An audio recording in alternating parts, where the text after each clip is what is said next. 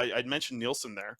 I tell you, like, Quads, how good was Tristan Nielsen and Arshdeep Bains late in this game, right? Like, they were two players that I kept mentioning, hey, look how many shifts these guys, every time they were rotating the final 10 minutes of the game, it was either Nielsen or Bains was on the ice. Like, Colleton really trusts these two.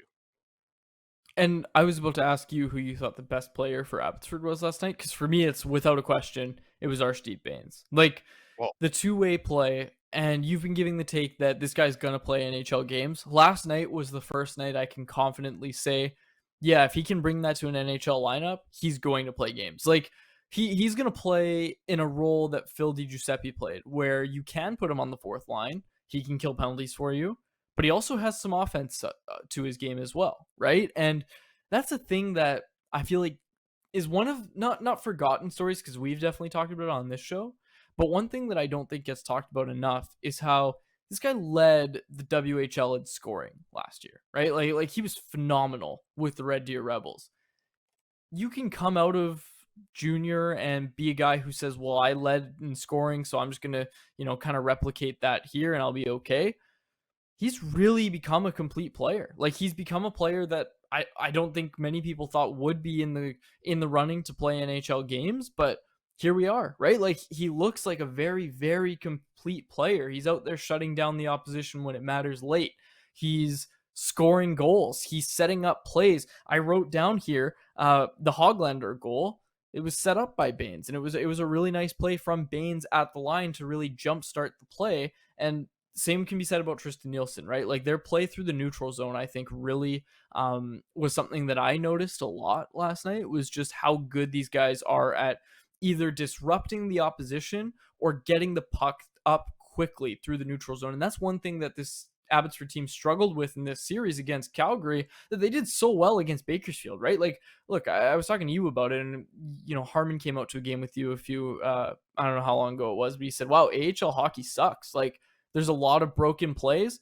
We weren't seeing that with Abbotsford, especially against Bakersfield. We were seeing them really cleanly break the puck out of their end, get it up quickly, get it into the opposition's end with control, not just a dump and chase, with control a lot of the times.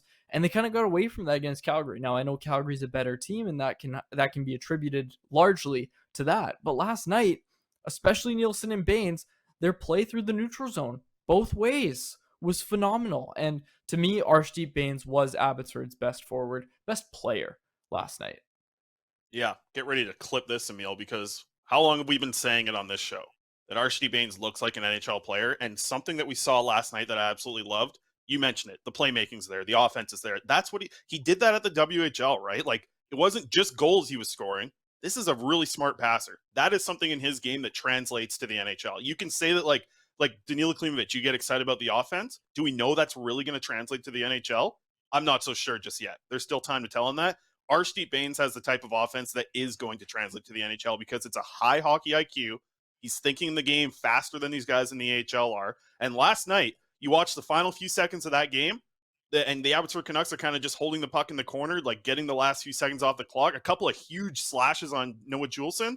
And Arshdeep Bains showed something that I haven't seen from him all year. Real strong physicality, sticking up for his guys. Big cross checks in the corner, almost drops the gloves. I think he took a roughing penalty actually at the end of the game, so that's going to be reviewed by the AHL. Nothing's going to come of that.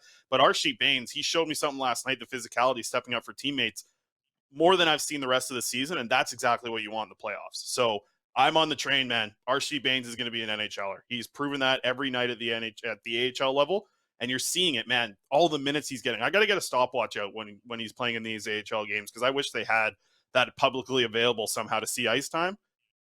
Bains is, man, yeah, he's going to be an NHLer. I don't have much of a doubt about it, to be 100% honest. Like, I've floated it throughout the year, but I don't have much doubt at all. He is going to play in the NHL. I think he plays in the NHL next year. He's done that enough. He's trusted that much by the coaching staff. And you mentioned it. He can provide some offense as well as what he does defensively. Probably the best penalty killer in Abbotsford this year, too. What else could you want? Like, this kid has everything you want in a player that's that age and hoping to make a jump into the NHL in the coming years. He's going to do it. He is going to do it. Arshdeep Bains will be a Vancouver Canucks soon.